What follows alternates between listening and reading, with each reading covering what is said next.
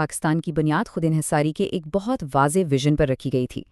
لیکن سوال یہ ہے کہ کیا وہ ویژن آج بھی قائم ہے؟ آج ہم اسی سوال کا جائزہ لیں گے جو پاکستان کی خود مختاری اور اس کے بانی کے اصل منصوبے سے بہت گہرائی میں جڑا ہوا ہے۔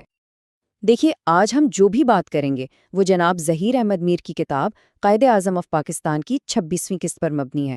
یہ سمجھنا بہت ضروری ہے کہ یہ کوئی عام تجزیہ نہیں ہے۔ ظہیر احمد میر صاحب خود ایک آئینی اور کارپوریٹ قانون کے ماہر ہیں، اور ان کی یہی گہری سمجھ اس پورے تجزیے کو ایک ایسی مستند بنیاد فراہم کرتی ہے جس کی اس موضوع کو سخت ضرورت ہے، کیونکہ قومی خود مختاری کا معاملہ صرف سیاست کا نہیں ہوتا، بلکہ اس میں قانون، معیشت اور بین الاقوامی معاہدے بھی شامل ہوتے ہیں۔ تو آئیے اب ذرا گہرائی میں اترتے ہیں اور سمجھتے ہیں کہ قائد اعظم محمد علی جناح کے قائم کردہ وہ بنیادی اصول آخر تھے کیا جن پر ایک نئے ملک کی عمارت کھڑی کی جانی تھی۔ مصنف کے مطابق قائد کا ویژن ان 4 بہت واضح اور طاقتور ستونوں پر کھڑا تھا، جن کا مقصد صرف ایک چیز تھی: حقیقی اور مکمل آزادی کو یقینی بنانا۔ یہ صرف سیاسی آزادی کی بات نہیں تھی، نہیں، بلکہ یہ معاشی اور فکری خود مختاری کا ایک مکمل منصوبہ تھا۔ قاعدے کا یہ ایک جملہ یوں سمجھیں کہ یہ خود انحصاری کے پورے فلسفے کا نچوڑ ہے۔ یہ ایک انتباہ بھی تھا اور ایک رہنما اصول بھی، جو آنے والی نسلوں کے لیے ایک بالکل صاف راستہ دکھا رہا تھا۔ اب آتا ہے اصل اور دلچسپ سوال جو مصنف اپنی تحقیق میں اٹھاتے ہیں کہ اس نقشے کے معمار کے جانے کے بعد اس نقشے کا آخر ہوا کیا؟ کیا پاکستان اسی راستے پر چلتا رہا جس کی نشاندہی کی گئی تھی؟ مصنف کے مطابق اس سوال کا جواب تھوڑا مایوس کن ہے۔ ان کا موقف یہ ہے کہ قائد کے بعد خود انحصاری کے ان اصولوں کو آہستہ آہستہ بھلا دیا گیا، اور یہیں سے ایک ایسے دور کا آغاز ہوا جہاں فیصلے ملک کی اندرونی ضرورتوں کے مطابق نہیں بلکہ بیرونی اثرات کے تحت ہونے لگے۔ تو یہاں سب سے اہم نقطہ یہ ہے کہ یہ کوئی کھلی دشمنی یا فوجی قبضہ نہیں تھا، نہیں، بلکہ یہ خود مختاری کا اندر سے ایک خاموش خاتمہ تھا، ایک ایسا اثر جو دوستی اور تعاون کے پردے میں آیا۔ تو سوال یہ پیدا ہوتا ہے کہ یہ اثر و رسوخ آخر قائم کیسے ہوا؟ مصنف ان مخصوص طریقوں کی نشاندہی کرتے ہیں جن کے ذریعے پاکستان کی خود مختاری کو کمزور کیا گیا۔ آئیے ذرا ان پر ایک نظر ڈالتے ہیں۔ مصنف ان طریقوں کو ان 4 اہم شعبوں میں تقسیم کرتے ہیں۔ سفارتکاری سے بات شروع ہوتی ہے، پھر معاہدوں تک جاتی ہے، اور اس کے بعد مالی امداد اور پالیسیوں میں خاموش مداخلت تک پہنچتی ہے۔ ان سب نے مل کر انحصار کا ایک ایسا جال بن دیا جس سے نکلنا وقت کے ساتھ ساتھ مشکل سے مشکل تر ہوتا گیا۔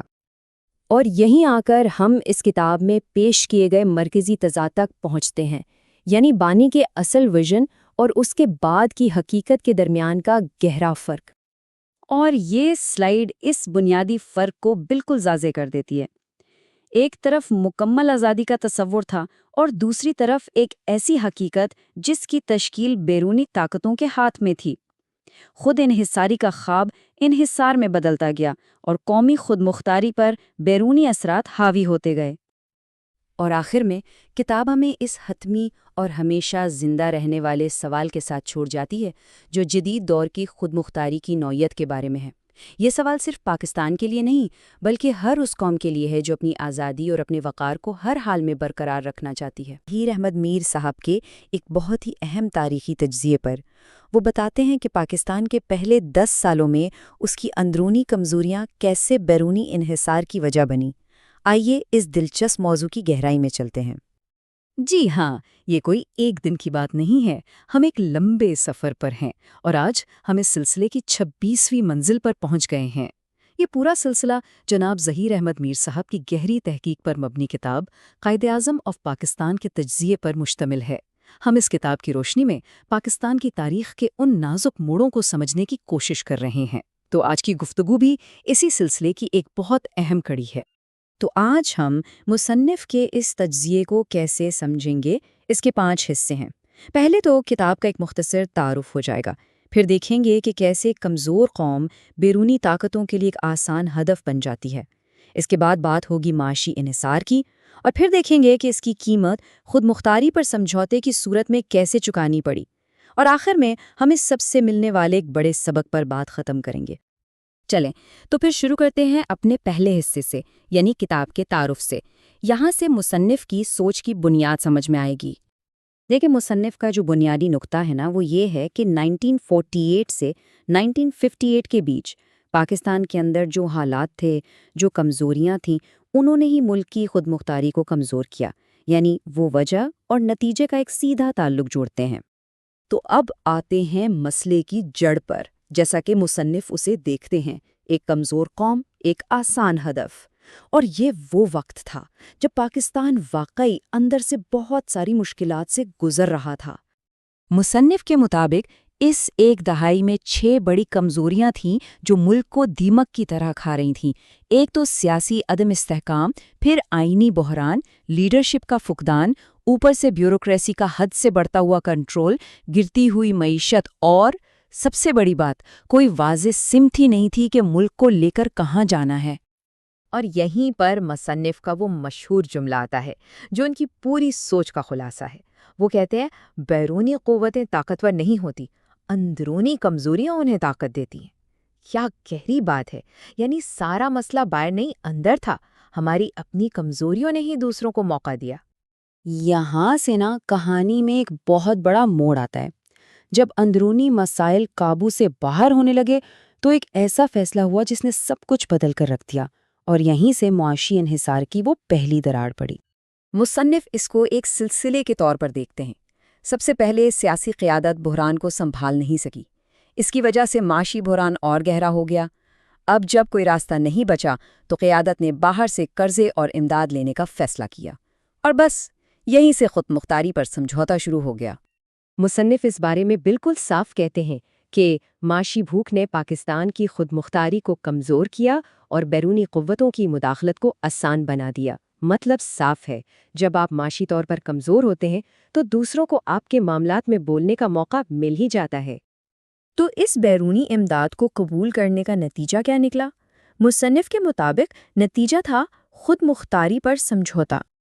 اس کا مطلب یہ تھا کہ جو بیرونی آمد آ رہی تھی وہ صرف پیسہ نہیں تھا، اس کے ساتھ ساتھ ملک کے فیصلوں پر بیرونی اثر بھی آ رہا تھا۔ یعنی آہستہ آہستہ ہمارے اپنے فیصلے ہمارے نہیں رہے، ان میں دوسروں کی مرضی شامل ہونے لگی۔ تو آئیے اب مصنف کے اس پورے تجزیے کا نچوڑ نکالتے ہیں اور دیکھتے ہیں کہ اس سے ہمیں کیا بڑا سبق ملتا ہے۔ مصنف کا جو مرکزی سبق ہے وہ بہت واضح اور سیدھا ہے۔ وہ یہ کہ پاکستان کی خود مختاری کو جو نقصان پہنچا، اس کی اصل وجہ بیرونی طاقتیں نہیں تھیں، بلکہ ملک کی اپنی اندرونی کمزوریاں تھیں۔ یہ ایک بہت بڑی بات ہے، کیونکہ یہ ذمہ داری باہر نہیں اندر ڈالتی ہے۔ اور یہیں پر ہم ایک بڑے سوال کے ساتھ اپنی بات ختم کرتے ہیں کہ کسی بھی ملک کی قسمت بنانے یا بگاڑنے میں اصل کردار کس کا ہوتا ہے، بیرونی طاقتوں کا یا اس کی اپنی اندرونی کمزوریوں کا؟ مصنف کا یہ تجزیہ ہمیں اسی گہرے سوال پر گفتگو کا محور ہے جناب ظہیر احمد میر کی بہت ہی اہم تحقیقی کتاب قائد اعظم آف پاکستان۔ خاص طور پر ہم اس کتاب کے 26ویں حصے کا گہرائی میں جا کر تجزیہ کریں گے۔ یہ حصہ پاکستان کی تاریخ کے ایک ایسے نازک موڑ کی نشاندہی کرتا ہے جہاں ایک بنیادی سوال جنم لیتا ہے، آخر ایسا کیا ہوا کہ ایک نئی قوم اپنے بانی کے نظریے سے ہی بھٹک گئی؟ تو آئیے اس اہم سوال کا جواب ڈھونڈنے کے سفر کا آغاز کرتے ہیں۔ مصنف اپنی بات کا آغاز اسی ایک بنیادی اور چپتے ہوئے سوال سے کرتے ہیں۔ سوچنے کی بات ہے کہ یہ صرف تاریخ کا کوئی عام سوال نہیں، بلکہ یہ ایک قوم کی روح کو جھنجھوڑ دینے والا سوال ہے۔ بھئی، جب کوئی قوم اپنے رہبر کے دکھائے ہوئے راستے سے ہٹ جائے تو اس کی شناخت اور منزل دونوں ہی کہیں کھو جاتی ہیں۔ مصنف ہمیں اسی الجھن کے بالکل مرکز میں لے کر جاتے ہیں۔ اچھا، تو یہ کہانی شروع ہوتی ہے 1950 کی دہائی سے۔ دنیا اس وقت 2 بڑی طاقتوں کے درمیان ایک نظریاتی جنگ میں بٹی ہوئی تھی، یعنی سرجنگ اپنے عروج پر تھی۔ آپ یوں سمجھیں کہ اس عالمی شطرنج کی بساط پر پاکستان جیسا نیا اور جغرافیائی طور پر اہم ملک ایک بہت کلیدی مہرہ تھا، اور ظاہر ہے عالمی طاقتیں اپنا اثر و رسوخ بڑھانے کے لیے اسے اپنی اپنی طرف کھینچ رہی تھی۔ یہاں مصنف ایک بہت ہی اہم نقطہ اٹھاتے ہیں۔ وہ کہتے ہیں کہ پاکستان پر جو دباؤ ڈالا گیا وہ میدان جنگ میں نہیں تھا، بلکہ اس کی جنگ سفارتی میز پر لڑی جا رہی تھی۔ یہ دباؤ تھا معاہدوں کی شکل میں، اتحادوں کی شکل میں اور مالی امداد کی شکل میں۔ مطلب ایک ایسی خاموش جنگ جس کے ہتھیار توپ یا بندوق نہیں، بلکہ قلم اور کاغذ تھے۔ اور پھر اسی سفارتی دباؤ کا نتیجہ یہ نکلا کہ پاکستان کی قومی پالیسیوں میں بہت آہستہ آہستہ اور تقریباً غیر محسوس طریقے سے ایک تبدیلی آنے لگی۔ وہ فیصلے جو خالصتاً قومی مفاد کو دیکھ کر ہونے چاہیے تھے، اب ان پر بیرونی عوامل کا سایہ پڑنا شروع ہو گیا تھا اور ملک کی خود مختاری خاموشی سے متاثر ہو رہی تھی۔ لیکن یہاں مصنف ہمیں ایک لمحے کے لیے روکتے ہیں۔ وہ پوچھتے ہیں کہ کیا صرف باہر کا دباؤ ہی کسی قوم کا راستہ بدلنے کے لیے کافی ہو سکتا ہے؟ کیا کوئی بھی طاقت اتنی مضبوط ہو سکتی ہے کہ وہ اکیلے ہی کسی ملک کی تقدیر لکھ دے؟ مصنف کے مطابق نہیں۔ اصل کہانی اس سے کہیں زیادہ پیچیدہ ہے، اور اس کا جو اصل محرک تھا وہ ملک کے اندر ہی موجود تھا۔ اس پورے عمل کو سمجھانے کے لیے مصنف ریاستی انحراف کی ایک اصطلاح استعمال کرتے ہیں۔ اس کا مطلب سیدھا سا ہے کہ کسی بھی قوم کو اپنے راستے سے بھٹکنے کے لیے دو چیزیں ایک ساتھ چاہیے ہوتی ہیں، ایک باہر سے آنے والا دباؤ اور دوسرا اندر کی اپنی کمزوری۔ جب یہ دونوں چیزیں مل جاتی ہیں تبھی کوئی قوم اپنی بنیادیں کھو سکتی ہے۔ بیرونی ہاتھ مضبوط نہیں تھے، اندرونی ہاتھ کمزور تھے۔ یقین کریں، یہ ایک جملہ مصنف کے پورے تجزیے کا نچوڑ ہے۔ وہ بالکل واضح کر دیتے ہیں کہ اصل مسئلہ بیرونی طاقتوں کا نہیں تھا، بلکہ قائد اعظم کے بعد قیادت کا جو خلا پیدا ہوا، اصل مسئلہ وہ تھا۔ اسی کمزوری نے بیرونی اثر و رسوخ کو اندر آنے کا راستہ دیا۔ کمزوری باہر نہیں، اندر تھی۔ اور یہ جو تضاد ہے نا، یہی تو ساری کہانی بیان کر دیتا ہے۔ دیکھیں، ایک طرف قائد کا ویژن تھا خود انحصاری کا، تو دوسری طرف حقیقت کیا بنی؟ امداد پر انحصار۔ قائد چاہتے تھے باوقار تعلقات، مگر ملک مجبوراً فیصلے کرنے لگا۔ وہ برابری کی سطح پر سفارتکاری کا خواب دیکھتے تھے، مگر پاکستان سفارتی دباؤ کا شکار ہو گیا۔ ویژن تھا ایک آزاد خارجہ پالیسی کا، لیکن حقیقت بنی بیرونی اثر و رسوخ کی غلامی۔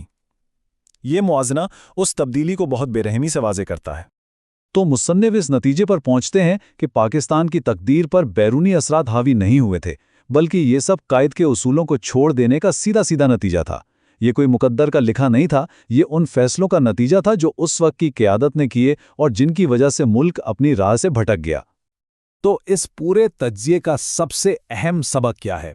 مصنف کی تحقیق یہ بات بالکل صاف کر دیتی ہے کہ بیرونی قوتیں صرف اور صرف وہیں کامیاب ہوتی ہیں جہاں اندرونی کردار کمزور پڑ جائے۔